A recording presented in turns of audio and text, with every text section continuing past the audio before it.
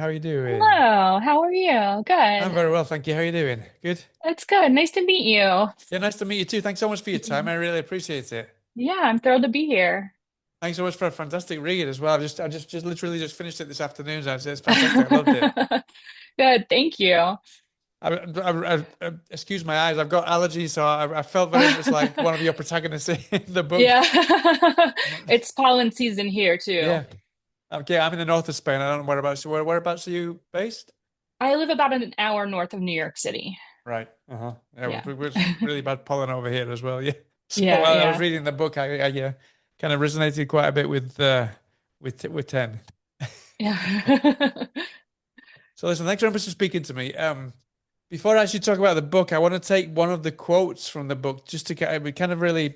I felt that maybe this is something that really is something that is very much a genesis for all of your storytelling. Maybe there's one quote that it says that storytelling is a way to give presence to the absent and to keep them near.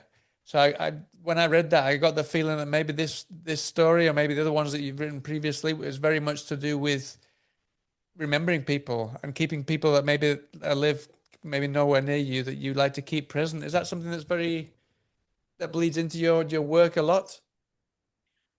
I think this book definitely more so than the others.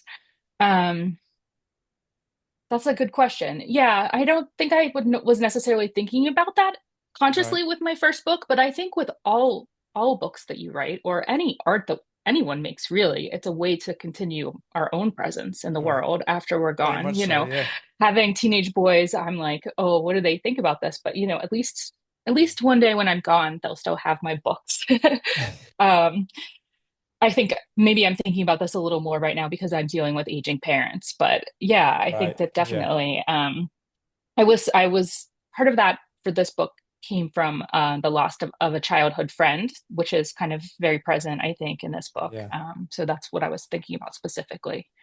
Yeah. hmm Yeah, yeah. And then coupled to that, I mean, I like to ask writers why they choose specific epigraphs for the books. And you start with a quote from Louise Bourgeois. I don't like it that way. I want it my way. So I'm quite curious why you Yes. wanted to set the tone of the book with that specific phrase. Yeah. So, in a lot of ways, I think about this book as a book about what happens when an artist stops making art. And when I watched that documentary, the quote from Louise Bourgeois is from a documentary about her. And it's at the very beginning, and she's kind of fussing with a piece of art, and she just says, no, I don't want it that way. I want it my way. And to me, that's really what an artist is. It's someone who sees something that other people can't, and they bring that vision into the world. And that vision, that particularity, I think is really important throughout the book because 10 also has these kinds of she's drawn to certain things and the kind of origin story of her vision and why she is drawn to those things kind of is slowly revealed over the course of the book. But to me, that the artist's particularity and the ability to see that kind of thing and just know that you want it that way, hmm that sensibility is to me kind of a driving factor for the book. hmm Because I think, 10 when 10 loses it, then that's when she really starts to unravel. yeah. Uh-huh. I'm quite curious. I mean, you mentioned there that obviously it's about kind of an artist wanting to do things their way. I'm quite curious why you decided to have 10 as this filmmaker who has she made like this documentary that went down well, but she's kind of it's fallen by the wayside, her career. I'm quite curious why you wanted to make her a filmmaker for this specific Yeah. story. So in the earliest draft, she was not a filmmaker. She was like she made jewelry. She was doing like metal work. Okay. Um, and to me, like I saw her making cages, because the house itself, it's a kind of a haunted house story. She's in this cage of her own making. And so it made sense to me. But as the writing went on, because 10 really doesn't trust herself. She doesn't trust her perception of the world. And her husband works in film. He's capturing these kind of moments on screen. And I already had the thing about 10 liking to watch video cams, the kind of Yeah. calming ability. So it really made sense to me that, particularly for a documentary filmmaker, there's not any kind of real objectivity there. Like you have to grapple with the fact that you are always kind of creating this subjective view of your subject. Um, but what she craves the most is that objective view. She's setting up cameras around the house because she wants to see something real that makes sense to her, but that's not really Yeah. that's not possible.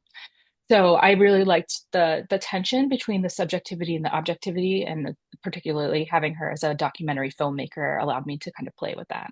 And there Yeah. were actually scenes in an early version of the book that were just like descriptions of what the camera sees. So there were these kinds of objective views, but I Yeah. felt like it worked better if we didn't get those little glimpses. It worked Yeah. better if we stayed in that more subjective space. Yeah, because I mean, it must be quite difficult to create kind of a found footage type style within a book now, especially if you, I have read two or three that have worked, but and it must be really difficult to kind of create a perspective from through a non something that doesn't think for itself. No, Yeah, yeah. And I think it would be fun to play with that because you have a lot sure. of dramatic irony. The viewer or the reader can see things that the character can't. But I liked being inside the unreliable mind Hmm. here. Yeah, I mean, you mentioned there that Ten's not very, she's not very sure of herself. But at the same time, I got the feeling that she's still very strong-minded at the same time. She's kind of she does there is this kind of this it's a ruminating voice, but while she doubts herself, she also tries to kind of preserve her sanity and then tell herself that what she's seeing is real. That Yeah. was that difficult to find that right balance because I mean you said there that you didn't think she was particularly kind of sure about herself, but at the same time, I really felt that she was strong within herself when she needed to be at the same time. Yeah, yeah. It was kind of difficult, but I really had to kind of lock in on what the stakes were. And to me, the stakes were her children. And once I kind of was like, oh, this is affecting my children as well. Then, her husband Ward is described as a problem solver, but he kind of abdicates that problem solving responsibility, so she has to do it in his stead. And in some ways, I think the house kind of thrusts it upon her, but in other ways, I think it's her curiosity, like her curiosity as a filmmaker, and her own competence that she's developed through her work over time that allows her to kind of become the problem solver herself. Hmm. Yeah. And going back to the kind of the cameras and those kind of things, I'm quite curious. I think there was a phrase where she said that the amount of time spent watching or observing surveillance video footage kind of tells you what kind of mood people are in. So well, I mean, maybe I was reading between the lines, but when I read that, it kind of made me feel like you were. It was like a commentary on how we've become so voyeuristic, and how that rather than the mood that we're in, that voyeurism or what we see, especially on social media creates the moods that we are in as a result, whether it be dopamine from Instagram or whatever, and those kind of things. Was that something that you were specifically kind of making a commentary about, or was that just is that something that I've read between the lines there? No, I put that there. Yeah. I think that goes both ways. We absorb the energy of what we watch, but I think also, just went to a comedy show the other day and the comedian did a whole set about how, like, why is anybody depressed? We have phones to look at all the time. Right. But, like, if you can't cope with reality, like, we always have a place to escape to.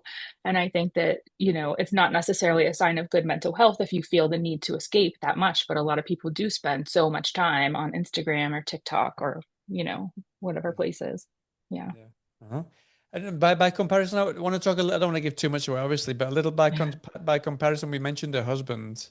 Um, I loved the fact that his job involved uh, assessing incidents, Hmm. whilst his wife is going through. I don't want to give anything away, but whilst his wife is going through mental health problems, we'll leave it at that. He is seeing incidents that maybe involve the same kind of thing. So I'm quite curious why you decided to to kind of have that parallel that he's kind of judging whether something is an accident or not, an incident or not, and at the same time he's got his wife kind of going through similar kind of problems. Yeah, I mean, so the husband's job is very much based on my own husband's job. It's in a All totally right. different context, but he does have to watch video, and he has seen things, that are kind of unseeable. That Yeah. was really the allure of the sort of this kind of job of reviewing these videos where things happen, is that once you see these things, you can't unsee them. And so I think that really seeps into the way that he interprets his wife's behavior, which becomes Yeah. increasingly mystifying. So Uh-huh. yeah. And I just think that it's nice that there's overlap, but they're kind of doing it from different angles. He's looking at surveillance footage and she's, taking her own footage and then putting it together to form a story. So there's overlap, but there's like a big difference in what they do and how they use that footage. Uh-huh. And then kind of coupled to mental health, the way that you approach the haunted house genre here, I love the fact that it's very, very ambiguous at the beginning. It might not be anything at all. And you really kind of play with that, but that must have been it must have been quite complicated to find the right balance to keep people interested in something that was so ambiguous. I mean, it was really gripping because I wanted to find out what was going on because obviously something was going on, but at the same time it was very ambiguous. It was very there weren't any kind of really huge massive phenomenon that suddenly kind of happened, especially the first half of the book. So I'm quite curious how you kind of gauge what was the barometer that you used to kind of gauge that to make sure that you kept it as ambiguous as possible, but as intriguing at the same time as it is. Yeah, so that was the hardest part of the book, having to kind of lay the groundwork in a way that's subtle, that doesn't cue the reader immediately, like I know what the ending Yeah, is. But so that when you get to the moment where you understand the nature of the haunting, your brain kind of rewinds and reviews everything that you've read through that lens. So, I mean, it's a lot of futzing around with details, I yeah, honestly, and this is one of those kinds of books where, and this is really the first time I've had this, where I'm trying to create an experience for the reader. But as the engineer of that experience, I can't experience it myself. So I had to really rely on other readers, people that I right. trusted to read it. But you can only read it for the first time once. So I had to kind of use those readers carefully. It's very significant that 10 is struggling with mental health because we have that doubt. One of my pet peeves for books, movies, everything is that we have like a character who's maybe she's crazy, but maybe the house is haunted, and we kind of Yeah, vacillate back and forth, and then we get to the end, and it's like, nope, she was crazy all along. yeah. That's so unsatisfying to me and frustrating. And I wanted to make a character who was struggling with mental illness, but who could still be right and still observe things keenly and understand when something's wrong. Yeah, exactly. Like that. I was going back to my point before that you said that Yeah, she's doubts herself, but she's very self-aware and very yeah, very strong-minded as well. And at the same right. time, her best friend was a psychiatrist. But that's not a spoiler, and that to Yeah, me kind of really helped. I say there's a lot, but I if a supernatural story isn't grounded in reality, it doesn't usually work for me. And this right. character, this best friend that I forget the name now, Helen. Ellen, there we go.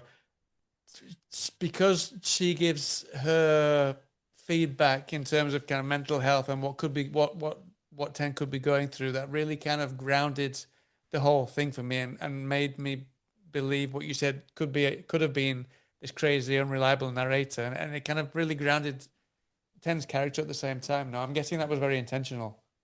Yeah, and I think one of the things that was most important to me was the concept representing the importance of the female support center or system. 10 has this, she moves, she's isolated from everyone she knows. She doesn't have anyone close by that she can go have a glass of wine with, but she has a friend from a distance who is helping keep her grounded and making sure that she remembers that she's a competent person. But then it's also important to me that that kind of fades away. So, when 10 loses that support system, that's when things kind of go haywire for her because they both have busy lives. And then she eventually finds that again, and that new female support system is really what helps her figure it out in the end. So, having that kind of community, I think, is essential, and I wanted to really show that in the book. Hmm. I mean, you mentioned that you've got two teenage sons. I've got a teenage son and a teenage daughter. So yeah, I mean, it really, it really resonated in a big way, especially when when the phone rings from the school and those kinds of things. Oh Um, man. yeah, I'm guessing. I'm guessing. I mean, obviously, I don't want to pry too much in your personal life, but I'm guessing a lot of the things that are in the book were kind of the seed came from things that have happened to you in real life, especially when you became a parent and sent your kids off to school, no? Yeah, yeah. I mean, this book is by far the most personal thing that I've ever written because I mean, it's actually based on my own house and my experience It's based moving on your into own the house. house. Yeah. Yeah, so the story is, we moved about 7 years ago from, we were living in a small town. We knew everybody. We had the opportunity to buy this house. And I was like, no, I don't want to leave this community. I love it. And then we saw the house and it was built in the 1750s, which I was thinking about this before our chat, which was like, this probably is not impressively old to people who do not live in the United States, but here we're Yeah. like, that's a really old house. So, yeah. And it was just such a weird house. Like I fell in love with it immediately. It had so much personality. And then shortly after moving into the house, we found in the yard this incredibly creepy doll. And I unfortunately podcast listeners can't see the visual here, but it is a What? really creepy Oh my little baby goodness. doll. Well, Um, that's exactly it's exactly as I imagined it as well. yeah, It really is. it's about the length of a gloved hand. It's bald. Its outfit is like a gray green. It has dead tendrils growing out of one of the arms. And my husband and I did start hiding it for each other, like a little Really, game. He would hide it in really. my underwear drawer, and I would open it and scream. And then I was like, now it's my turn, and I would put it in the grill for him to find. And I thought, what if a family moved into a house and found this doll and were so busy with these silly doll related shenanigans, they failed to notice the house was actually haunted. But then as I started writing, it was almost like the house itself was giving me material. Like we have Right. in the book, there are murder stairs and a child falls down them. That was based on something that happened in our actual house. And so many of the things kind of came from living in this house. But also, when we moved, I was kind of disconnected from my own support system. I had been teaching and then suddenly it was right before the pandemic. So Right. then all of a sudden my life was consumed with um, managing my kids' remote learning while I was also writing a second book that was under contract. And there was like a real sense of claustrophobia and oppression. And my husband was upstairs working and he would close his door when he was working. But I was Right. downstairs and I was managing the kids and the dogs. And it just all kind of added up. It kept adding up. It felt like it was never, I mean, I feel like this is kind of like the pandemic feeling in general, but like it just felt like you were stuck in this place and you were never going to get out of it. And so that was kind of the feeling that I wanted to uh, put onto this So, character so in the book. but reenacting. I mean, it's obviously you've become very, very fond of your little friend down there, the doll. I know when people are But like, does it have a name? No, we don't name. I mean, I feel like now I've become something of like an expert on possessed dolls. No, we don't name our possessed dolls. Somebody called it a she. Like, no, we don't assign gender to our to our creepy dolls. People are like, why don't you burn it? I'm like, do we really think that burning would help whatever's happening here? I don't. I think I'd rather just keep it where I can see it. I think it's bringing you good luck because you've given me a fantastic story anyway. But no, but I mean, one of my questions actually was if this was based on you moving into a house. Yeah, And yeah, and obviously it is because it really felt because like I said, all these subtleties, these little things could have been chalked up. It's so easily been chalked up to just in a new house, strange surroundings, yeah, things that and you're not used to, and like the walls start cracking or whatever. They yeah, could just be chalked up to whatever. So yeah, I really kind of felt as if I was moving into a new house. So it yeah. makes complete sense that you said that it was based a lot on you moving into this place. Yeah. Yeah, thank you. And I absolutely did not like move into this house intending to like write a haunted house novel. Yeah. I did not, I love haunted house novels. I love ghosts. I do not believe in ghosts at the time that I moved into the house. Um, But, and I will say that I did actually see a ghost. I used to say I don't believe in ghosts, but I have seen one in my house. But I have now at this point, like actually had a ghost experience in my house. And my Uh-huh. Zoom Nook where I'm sitting right now is actually the exact place in my house where I saw the ghost. So every time I do an interview, Right. I'm like, I'm in my ghost's crib here. Yeah. Uh-huh.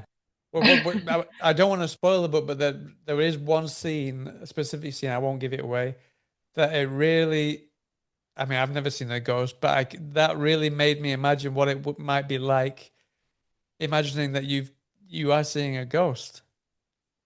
I don't want to give Yeah. it away, Yeah. obviously, but there is a certain scene, and it could be, maybe not, but it really did make me imagine what it would be like to actually encounter something like that. Yeah. Yeah, and I think like as a skeptic, I certainly don't know what I saw. Like I can't tell you. I consider myself to be ghost agnostic at this point. Right. When you write a haunted house story and you write about ghosts, everybody will tell you their ghost story and everybody has a ghost story. And it's so fascinating. Like how could every person in the entire world be like deluded about what they're seeing? So I don't I'm not as skeptical as I used to be, but I don't have any explanations. But Yeah. my own experience was I was coming through this room. Normally, the space where I'm sitting has a bar cart in it, and if you How's go it? What? this Sorry. direction, a bar cart, a Oh, cart with okay. like liquor Yeah. bottles and stuff. And to my left is the bathroom, and to the right is the bedroom. So this little room is in between. And I had been up late reading. My husband was snoring away beside me. I get up and I had gone to the bathroom and I was coming back through here. And as I passed exactly behind me, I saw from like the periphery of my vision, like a silhouette, head and torso, just that. Right. Not what ghosts look like normally in books or movies, but that's like and in that instant, I was like, ghost. Like my brain was like, that's what it is. And I like never believing it. Like I'm not even a spiritual person, but I Mm. sprinted into my bed. The dog was terrified. I pulled the covers up over my head and I was like, calming myself down by saying like ghosts have no corporeal presence. It can't physically Right. hurt me, or ghosts only appear when they have unfinished business, which couldn't possibly involve me. I was just really like, it felt so real in the moment. It was almost like a Right. religious conversion. Um, yeah. But And it then, sounds then like I've, it sounds like you made a voice note or something because that's almost the scene I was just explaining was pretty much exactly that. I mean, it almost felt like the house was like giving me material. The house was like insisting that I write this book. Yeah. Yeah. And then once You, I started writing, it picked sorry. up every other part of my life. It was like a snowball rolling down a hill. It just kept, the momentum went like, just kept going. But but you didn't specifically kind of go in the attic searching for things. No, it just kept feeding you stuff on its own. Yeah, yeah. I mean, Yeah. it is true. Like there is a thing that the attic door in the house in the book slams shut on its own. Absolutely the case with our house. We have all kinds of weird quirks. And some of them are in the book, and some of the weird things in the book are fictional, but a lot of it is actually like really based on my house. Yeah. And you just mentioned the dog as well. There's a dog in this one, which The dog, like yes, the dog Go-Go is based on my own dog Pilgrim. And actually, one of the hardest parts of writing this book was I was kind of late in the process, and I was like, um, really nothing ever happened to the dog. Like the dog is just there. The dog sometimes seems to act strange if like we think someone's haunted. And I was like, oh, well, if the dog is going to be in the story, the dog has to be put in danger the same way the rest of the family is put in yeah. danger.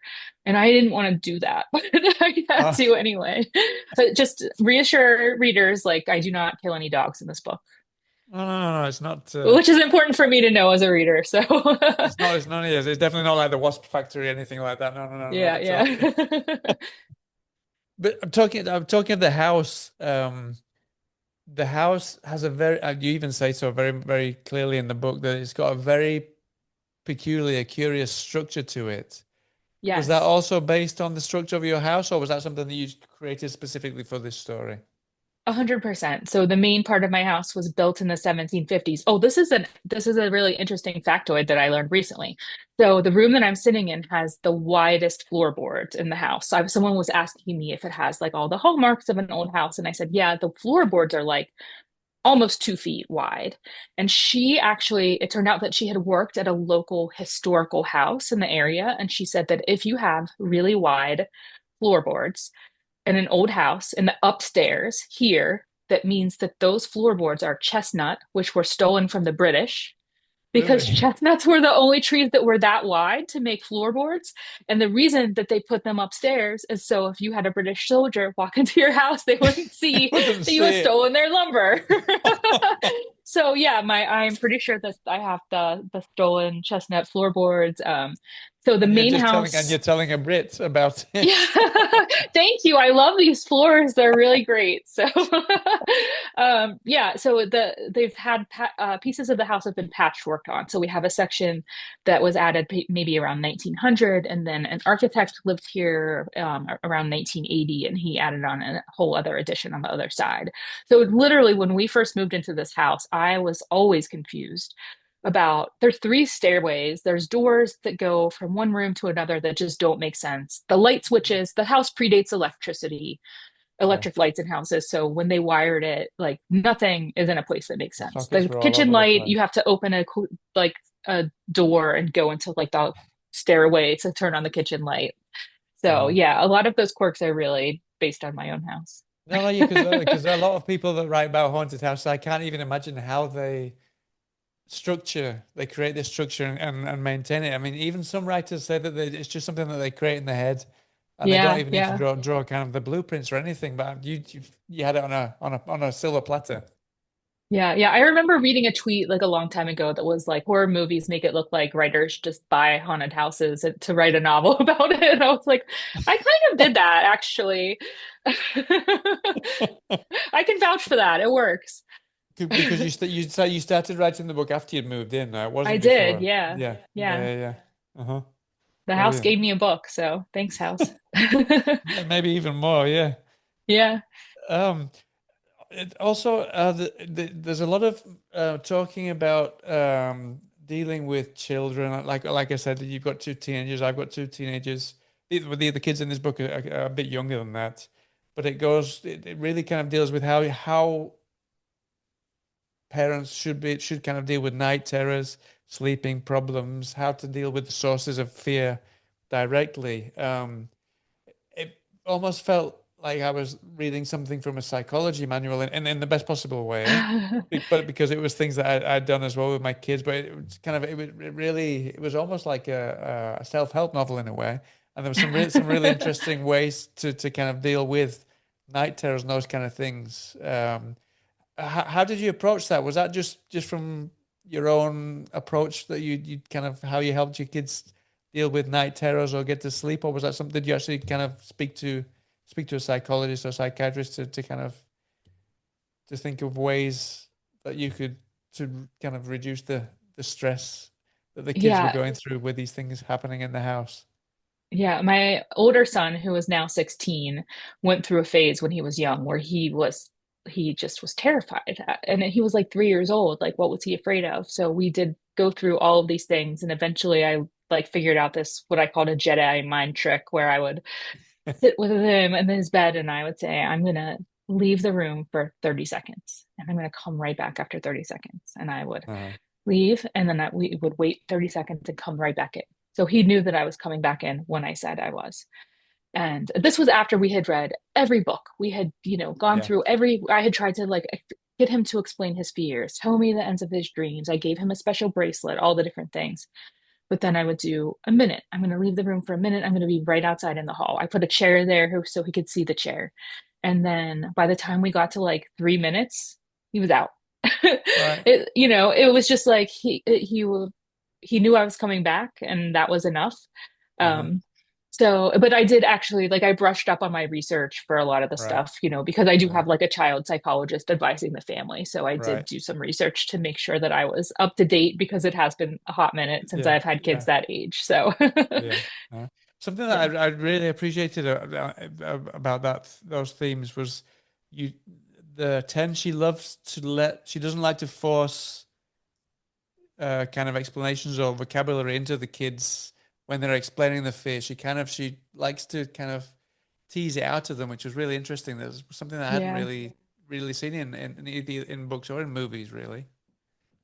Yeah, I mean, that was, I think I used the language like she wants to see the shape of it in her daughter's mind. And that it was really important to me for her as a parent, but also like technically for the book, because what's happening to her starts happening to her daughter. If she had planted those seeds into her daughter's brain in the first place, then we wouldn't be able to trust what the daughter is telling her. So, kind of her kind of not imposing ideas onto the kids means that when we hear what the kids are seeing, we know that it's accurate Uh-huh. and not And just like they're under her influence. uh-huh. You know, no, just love the approach, and also I love the approach, the different approach between Ten and Ward. But we don't get to see Ward's perspective, but we see Ten's perspective of how Ward deals with the same problems in a very different way. Yeah.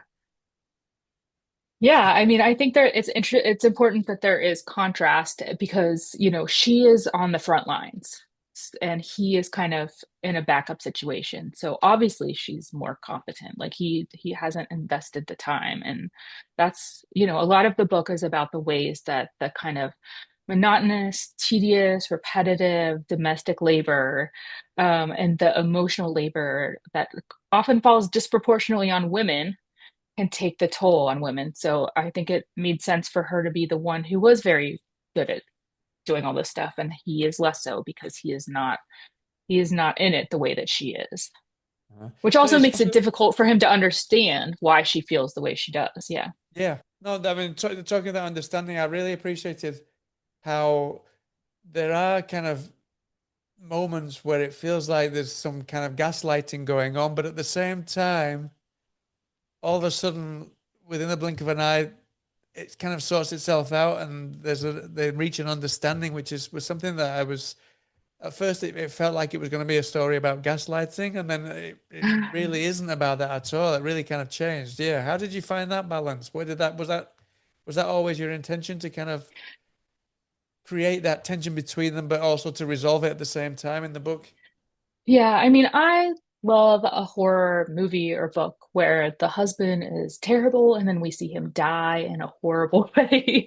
Like, that's really satisfying, but that was not the kind Yeah. of story that I was trying to write here. Like, I wanted this to, I wanted it to be about a long marriage where the train has gone off the tracks, which doesn't mean, in a lot of these books or movies, the solution is just literally burn your life down, burn it all down. But that's not realistic for a lot of people. Like it happens if you're with someone for a long time, one person in the marriage changes, and then you have to find a way to get Yeah. back on the track together. So it was really important to me that we had these moments that was like, this is not life ending. We're having a hard time, and we have to figure out how to get back on the same page together. Uh-huh. But not just the relationship itself, but also these strange things that are happening as well. Yeah, yeah. And like Really played I into was that playing with part that of the story. bec- yeah, and that's such a haunted house trope that I really did want to kind of play with that. Like this is what we expect, but maybe actually he is kind of trying to see her perspective and Uh-huh. not completely like gaslighting her and Uh-huh. undermining her the whole time. Yeah. Now, I wanted without giving anything away, I would like to, if it's okay, can we talk a little bit about the two children and kind of the ailments Yeah. that you included, but without giving it away, but kind of why you gave them the specific traits that they have. And there's, for example, he has this kind of. Can we say that he drinks a lot of water? Can we say that? Is that okay? Yes, yes. He's very thirsty for some reason, and Yeah. whilst his sister also uh, wants everything to be clean. I'm quite curious why Yes. those two specific things were very important for you for the kids in the story, without giving So, it yeah. away. I mean, I wanted to create, I think it all goes into that, creating that sense of ambiguity. Because if one of my children started drinking a ton of water, I would be terrified. That's terrifying as a parent. At the same time, like that's a classic hallmark of ghosts. Like ghosts, that's a thing. And if you, I read so many ghost handbooks and things, but like Right. increased thirst, it can be a sign of haunting. So I liked these things that were like had a dual edge. And the same thing with Ashling. She wants things to be clean. Like ghosts don't like dirty places. That's like the what all the ghost manuals tell you to do is to clean your house, get all the dust out, get all the old stuff out. Um, but at the same time, as a parent, realistically, you wouldn't be like, she's haunted. You would be like, maybe she needs to go see a child psychologist about Yeah. this. So I wanted it all. I really was kind of playing with these things that would be really scary as a parent, but also could go either way Yeah, no, and exactly. create that doubt. That's why I really enjoyed the book so much because it could go either way, and Yeah, no, yeah. they were just the things that I've gone through things. I'm sure you've gone through similar things as Yeah. well, and they just and it's so easy to chalk it up to one way or the other. Yeah, yeah. And I was really playing with that idea that like so much of domestic life is becomes rote. It's tedious, it's boring, but it also kind of lulls us into a sense of safety. So I Yeah. feel like there was a lot of opportunity to kind of mine that domestic spirit. If you take those things and you twist it just a couple degrees, it could be really scary. So Uh-huh. yeah. You mentioned that you read a lot of books about kind of hauntings and things like that, and the character Tim goes to the library specifically to kind of search for Yeah. these kind of books. So I'm guessing that was also sort of kind of but based on you. Was that something you did? You went to the library and kind of studied that? I don't know if you bumped into someone who was really into that kind of stuff, and her mother was a historian or anything like that. But Well, so yeah, where I live, there is a town historian, and she has well, she didn't, she's one of the co-authors. There's a great big thick book about the history of the local area. So I used that a lot in terms of like went through and made a list of names. Like I made first names and last names. So all the names were kind of historically accurate. There was like right, I somewhere there was a picture of a big snowstorm, and I kind of took that, kind of seeped into the book. And she also has a book of ghost stories. And at one point, there were a lot more ghost stories in the book, but I ended up cutting a lot of them out. But she also does ghost tours. So she yeah, was kind of the inspiration. She's not like the character, the town historian character in the book, but it yeah, it was an inspiration for that. And yeah, I did. I read every kind of wacky ghosts, guide to ghosts, how to excommunicate the ghost from your house manual that I could, just to see as many tips and tricks as I could find, because I wanted Ten's doing her best. She's doing her level best to deal with this problem. Even if she doesn't necessarily believe in ghosts, she's going to take it seriously. She puts the ring of salt around. She burns the sage. She cleans the house. She does all the things. Um, so it was important for me to be as thorough as I wanted her to be. And I will say the one through line that I will say is in absolutely every ghost manual is communication. That's if you have a ghost in your house, the most important thing is to try to communicate with the ghost to tell it that it's free to leave.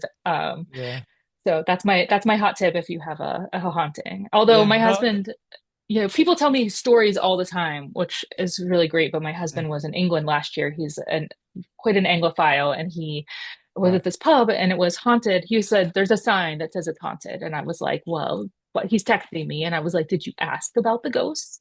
And he was like, "No," and I was like, "What? Like, what are you doing? Ask about the ghosts." And he talked to the server, and she, of course, had like many stories. The ghosts made the crisps fly off the shelf. The ghost had like locked a room from the inside. And then she told him a story about her own house, that they had had three different priests on three different occasions come to uh, deal with the ghost. And I was like, I have so many questions about like what happened after ghost number two that made this family be like, I think another priest is what's going to do the trick, you know? So, But yes, but communication. whereabouts in the UK was that? Just out of interest, I'm remember? not sure. He went to York and he went to Halt Whistle. He's York, like a right? big That's because I'm originally from very near York. I used to go to York a lot when I was young. Yeah, okay. He's very into like Roman Britain. So he did like the right. Hadrian's Wall and all So that the stuff. yeah Yeah. the all the medieval cities and stuff. Yeah, Yeah. uh-huh. Brilliant. So I mean, you mentioned though that you love hearing stories. Did you specifically reach out to anybody to speak to them about things that they'd experienced or witnessed? No, I mean, oh No. man, I really didn't have to. Like, if you say you're working on a haunted house novel, people will tell you everything. Yeah. So I have heard every variation of ghosts, ghosts that give you things, gifts, a ghost that, warns about a child in danger, and then like weird picky ghosts who will only settle down if the eldest daughter sleeps in like the giant master bedroom, or, you know. the whole Right. gamut. So, which is That's good. great. This is great. It's my favorite No, yeah, thing. it's great. It's plenty of Yeah. material for some more books, I'm sure. Yeah, yeah. But I know. I feel like I could write like 100 more ghost novels now. So, uh, yeah. um, I forgot what I was going to say now. Um, I completely lost track of what I was going to say now. that's me like 90% of the time. Yeah, I want to go a little bit back to the surveillance video footage as well. But not the actual footage itself, but we do get some perspective of the husband, Ward, when he is watching footage for his work.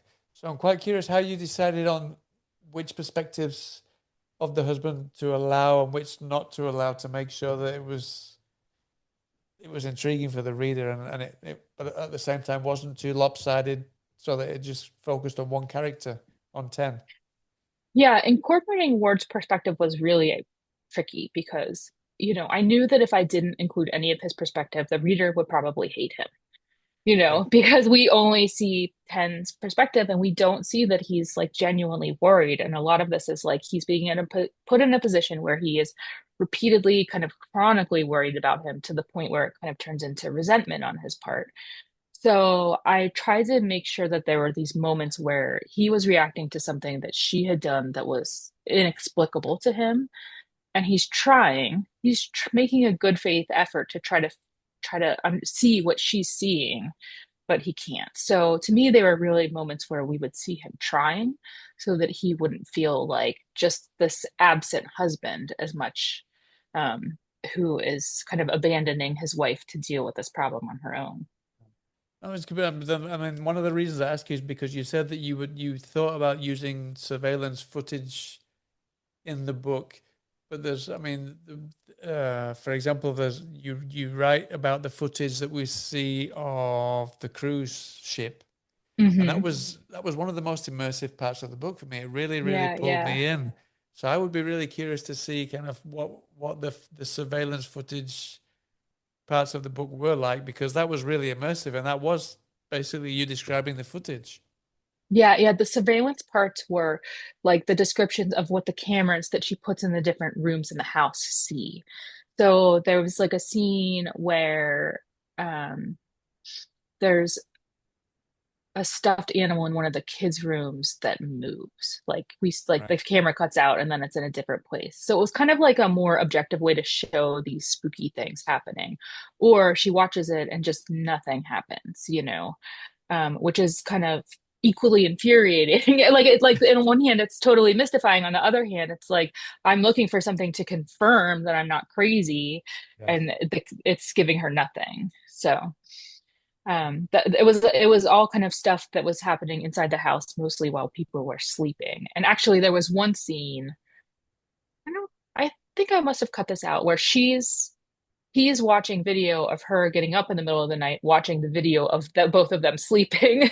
So it Right. was kind of, they were both going down this rabbit hole of kind of obsessing over this surveillance video to kind of get to the bottom of what's happening to them. Yeah, yeah, yeah. And he's really trying to figure out what's happening to her, if she's crazy or not. And she's trying to figure out what's happening in the house, Yeah. also trying to figure out if she's crazy or not. Talking of being crazy or not, Ten says that she likes to anchor herself to the real world through non-fiction, Hmm. um, especially biographies, because they kind of remind herself that there's people who are kind of worse off than she is. I'm Yeah, guessing yeah. that's something that you like to do as well. Yeah. And I think the house too, like knowing that you're in a house with so much history, like the people who lived in this house a long time ago had harder lives than we do now. And I think it Yeah, is nice they had to to, steal wood from the Brits and things like that. yeah, they were had to steal their lumber. I mean, can you imagine?